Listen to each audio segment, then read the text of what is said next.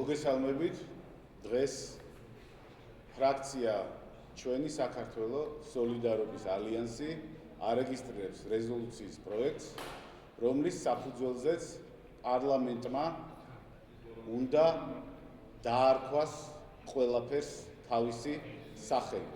მხოლოდ და მხოლოდ პროპორციული არჩევნების ჩატარება არ იქნება საკმარისი ქვეყანაში ძირეული ცვლილებებისთვის, თუ ნებისმიერმა პოლიტიკოსმა, ნებისმიერმა პარლამენტის წევრმა არ გაიზიარა ის პასუხისმგებლობა, თუ რა მოიყვანა ქვეყანა ამ ვითარებამდე. აქედან გამომდინარე, ნებისმიერი პარლამენტარი, რომელიც რეზოლუციის პროექტს მხარს დაუჭერს, აიღებს პასუხისმგებლობას, რომ ქვეყანაში რეალური ცვლილებები განხორციელდეს.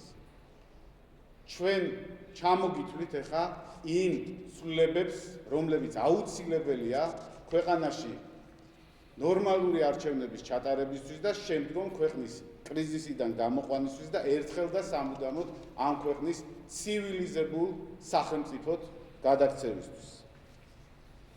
პირველი, სასამართლო და პროკურატურა უნდა გათავისუფლდეს მმართველი პარტიის წნეხისა და გავლენისგან. შეუჩერდეთ საქმიანობის უფლებას სასამართლო ხელისუფლებისა და პროკურატურის იმ წარმომადგენლებს, რომლებიც პირდაპირ არიან უსამართლო გადაწყვეტილებებთან დაკავშირებული. პასუხისმგებაში მიეცეს ყველა ის თანამდებობის პირი, რომელთაც ყოფილი თუ მოქმედი ხელისუფლების დროს აქვს დანაშაული და პოლიტიკური მიზანშეწონილობის გამო არ დგას მათი პასუხისმგებლობის საკითხი. სასწრაფოდ განიხილოს პროკურატურამ ხელისუფლების მხრიდან უფლება შელახული და ქონება წარდგენილი მოქალაქეების საკითხი და მიანიჭოს მათ დაზარალებული სტატუსი. შემდეგ შეჩერდეს ადგილობრივი და ცენტრალური ხელისუფლების დონეზე მმართველი პარტიის მიმართ ლოიალობის ნიშნით თანამშრომლების შერჩევა, რათა ერთხელ და სამუდამოდ განხორციელდეს სახელმწიფო ბიუროკრატიისა და მმართველი პარტიის ერთმანეთისგან გამიჯვნა. განხორციელდეს თვითმმართველობის რეალური რეფორმა, რათა ერთხელ და სამუდამოდ მიეცეს ხალხს ადგილობრივ დონეზე არა მმართველი პარტიის, არამედ საკუთარი ინტერესების მიხედვით რესურსების განკარგვისა და გადაწყვეტილების მიღების უფლება. განხორციელდეს შრომის კანონმდებლობის რეალური რეფორმა. ყველა დასაქმებული დაცული იყოს პოლიტიკური თუ სხვა ნიშნით უსამართლო სამსახურის დაკარგვისგან, რათა მათ თამამად მიიღონ გადაწყვეტილება პოლიტიკურ პროცესებში მონაწილეობისა. დასრულდეს ადამიანების მანიპულირების მიზნით მათი სიღარიბეში ჩატოვების პოლიტიკა, ანტისოციალური პოლიტიკა და სოციალური პოლიტიკა გახდეს არა ადამიანების ფიზიკურ შენარჩუნებაზე ორიენტირებული, არამედ მათ განვითარებაზე ორიენტირებული. გატარდეს კაცრი ანტიმონოპოლიური პოლიტიკა, გამომდინარე იქიდან, რომ მთლიანად მთელი საჯარო სიკეთეები და მთელი სახელმწიფო რესურსი არის ხელისუფლებასთან დაკავშირებული ბიზნეს ჯგუფების ხელში, დაწყებული ჯანდაცვიდან გაგრძელებული ენერგეტიკით. ყველა სახელმწიფო საწარმოზე დამყარდეს საჯარო კონტროლი, რათა ისინი მოემსახურონ ხალხს და არა მმართველ პარტიას. პოლიტიკური პარტიების მხრიდან ეს არის ძალიან მნიშვნელოვანი, უზრუნველყოფილი იქნას კაფიო პროგრამული მომავალზე ორიენტირებული პაექრობა.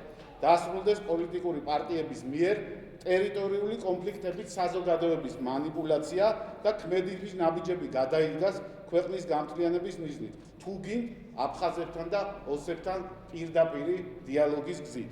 დასრულდეს პოლიტიკოსების მხრიდან უსაგნო უშინაარსო დაყოფა პროდასავლურებად და პრორუსულებად, რაც კიდევ უფრო ზრდის ანტიდასავლურ განწყობილებას ქვეყანაში, მოხდეს საქართველოს ცივილიზაციური არჩევანის ევროპასთან დაახლოების პრაქტიკული და გააზრებული განხორციელება. დასრულდეს ამ პროცესის სიმბოლოებით მანიპულირება. დასრულდეს ადამიანების დაყოფა პროგრესულებად და ჩამორჩენილებად. დასრულდეს პოლარიზაცია. ეს არის ის პირობები, რომელიც აუცილებელი იქნება თუ გინდ პროპორციულად ჩატარებული არჩევნების შედეგად, რომ ქვეყანაში განხორციელდეს საერთო ზეპარტიული კონსენსუსის საფუძველზე წინააღმდეგ შემთხვევაში.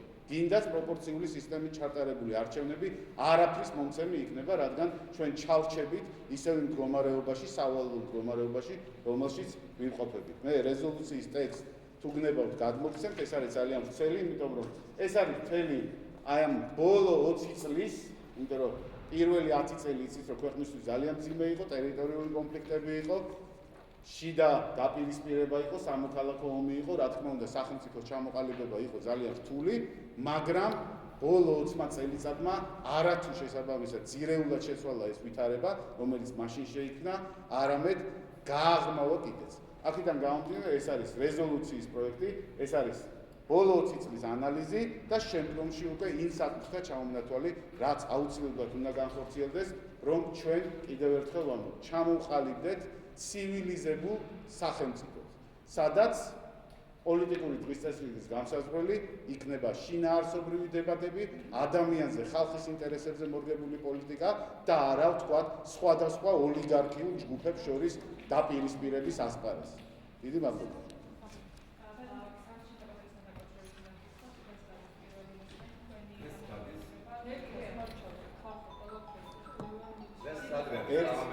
ერთი მნიშვნელოვანი რაღაცაა საარჩევნო კოდექსთან დაკავშირებით და მე მეტი აღარ ჩაგეწერებით, თუ გნებავთ სხვა თემაზე. უყურეთ, როგორი რაღაცაა შეხედეთ, 20 თუ არ ვცდები 26 აგვისტოს იყო არჩილ თალაკვაძის მიერ გაჟღერებული ეს იდეა, რომ საარჩევნო კოდექსში შესულიყო ცვლილებები, რომელიც დააკისრებდა, თქვათ, იმ პირს, რომელიც იძულებას განახორციელებდა და ხელს შეუშლიდა უკვე თავისუფალი არჩევანის განხორციელებას სისხლის სამართლის პასუხისმგებლობას. მე ერთი სკეპტიკური დამოკიდებულება მაქვს ამ საკითხის მიმართ ერთადერთი მიზეზის გამო. იმიტომ რომ უკვე მეორე დღეს გავრცელდა ქართული ოცნების ერთ-ერთი მხარდაჭერის განცხადება, რომ თითქოს მასზე ვიღაც ძალადობს პოლიტიკური ნიშნით, იმიტომ რომ იცის, რომ ის არის ქართული ოცნების მხარდაჭერი.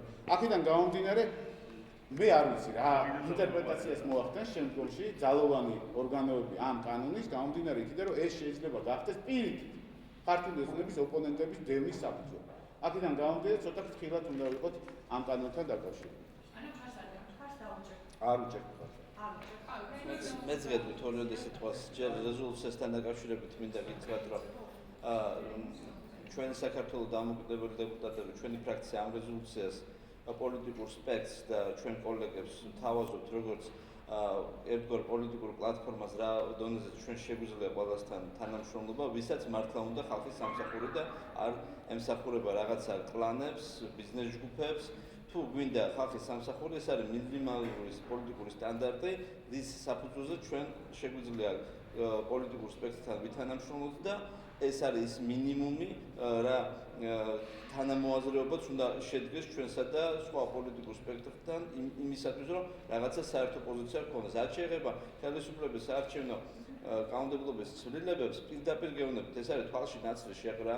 ჩვენ რეალურად ვხედავთ, რომ ისინი არავის არ სჯიან საარჩევნო კანონმდებლობის დარღვევისთვის, არ იღებენ საარჩევნო კანონმდებლობას, სუსე აქტიურადაა პოლიტიკურ პროცესში ჩარეული ბოლო წლები და ამის სანაცვლოდ ჯერ არავინ არ გვინახია არც ერთი მაღალჩინოსანი, რომ ამ კანონით პასუხი ეგო. მაშინ პირველი იმ ძველი კანონით, იმ მინიმალური სტანდარტით მოეთხოვათ პასუხი ვახტანგ გუმელაურისთვის და სხვა მაღალჩინოსნებისთვის, რომლებიც ერევიან საარჩევნო პროცესში და მაშინ კანონის ცვლილებას აზრი ექნებოდა. ეხლა დამძიმება სასჯელის, როცა შენ არავინ არასდროს არ დაგიჟია შენი გუნდიდან და როცა იაკერზე დაიღუპა ელემენტარულად განათლების მუშაკსაც კი არ გაუკეთეს საყვედური, არათუ ახლა ჩვენ კარგად ვიცით რეალურად რა დონის ტერორი მიდის წინასაარჩევნო და ეხლა ვიცით რა რესურსი გზადდება იმისათვის, რომ ხელისუფლების მხრიდან მოხდეს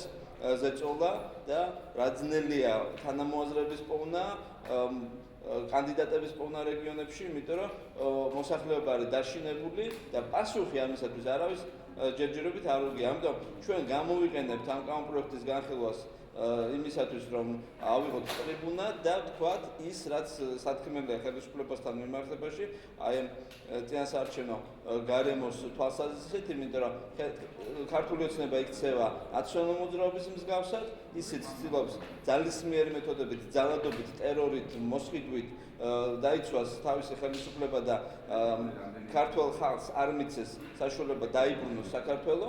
ამიტომ ჩვენ მიგვაჩნია, რომ ეს კანონპროექტი ერთადერთი სიკეთის მატარებელია გამოვიყენოთ ტრიბუნა და კიდევ ერთხელ მოვახდინოთ ქართული ოცნების მხილება, როგორც იმ პოლიტიკური ძალის, რომელმაც მოატყუა ქართული ხალხი, ზურგი აქცია ქართულ ხალხს და დღეს ებღაუჭება ძალაუფლებას, როგორც საშუალებას ქართულ ხალხზე ბატონობის. უნდა დამთავრდეს ქართულ ხალხზე ბატონობა, ჩვენი რეზოლუციით ყველას თავაზობთ, რომ გავერთიანდეთ ქართული ხალხის სამსახურში.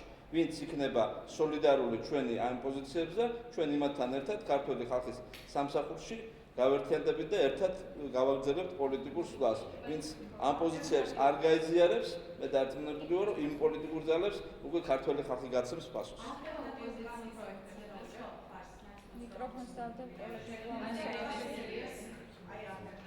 ეცეთ რა, მაგ განხილვის პროცესში ჩამოყალიბდებით, როგორ უნდა მოვიცეთ, მე ერთიანი პოზიცია რაზეც გვაქვს, იმასთან დაკავშირებით სასახად და მნიშვნელოვნად ვაფიქსირებ ამ პოზიციას და დანარჩენი უკვე ჩამოყალიბდებით ფრაქციის შემადგენლობაში.